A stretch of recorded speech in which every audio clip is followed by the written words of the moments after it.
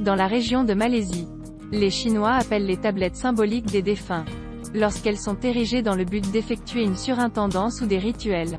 La tablette du dragon. L'origine du nom dragon n'est pas connue. À Singapour, la plaque du dragon est un objet religieux très important.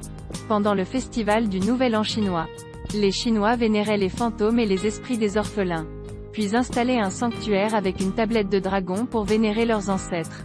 Lors des festivals taoïstes à Singapour, les Chinois placent également des tablettes de dragon et des offrandes sur les autels taoïstes.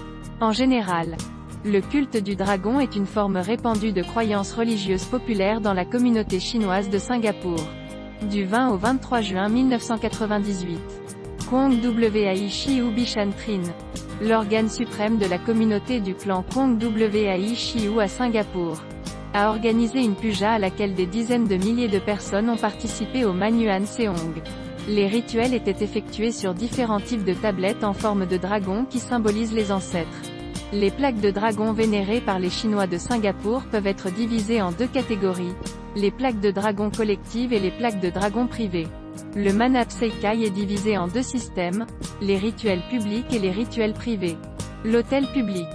En tant qu'autel principal, l'autel public doit être situé au centre de l'autel, sous le monument aux ancêtres de Guanghui Jiao dans le pavillon Bishan. Sur l'autel public, il y a 31 plaques de dragon de l'espèce A et 6 grandes plaques de dragon installées par le pavillon Bishan. Les 31 tablettes de dragon sont utilisées pour vénérer les membres du conseil et les superviseurs décédés. Et 3 des 6 grandes tablettes de dragon sont placées au milieu de l'autel principal, à savoir la divinité ancestrale de la préfecture de Guangzhou, la divinité ancestrale de la préfecture de Zhaoqing et la divinité ancestrale de la préfecture de Huizhou.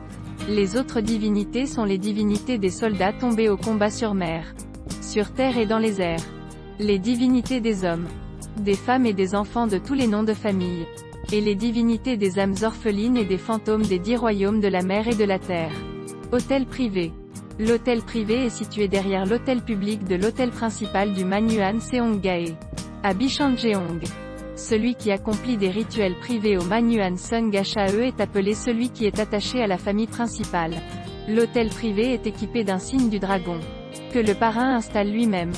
À l'époque coloniale, les seuls parrains du rassemblement de Manuan Sheng étaient issus des 3 genres Kong, Huai et Jiao. Plus tard, dans les années 1980, lorsque le pavillon Bishan a été reconstruit et ouvert à tous les Singapouriens, le nombre de parrains a été élargi pour inclure des Chinois de Chaozhou, Fujian, Hainan et Hakka, et pas seulement des 3 genres.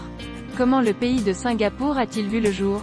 Pour faire simple, Singapour est un pays multiracial qui s'est développé à partir d'une société d'immigrants. À l'époque coloniale, les immigrants chinois sont venus à Singapour pour explorer les terres et ont formé diverses associations et organisations afin de survivre, ce qui a conduit à la formation d'une identité sociale.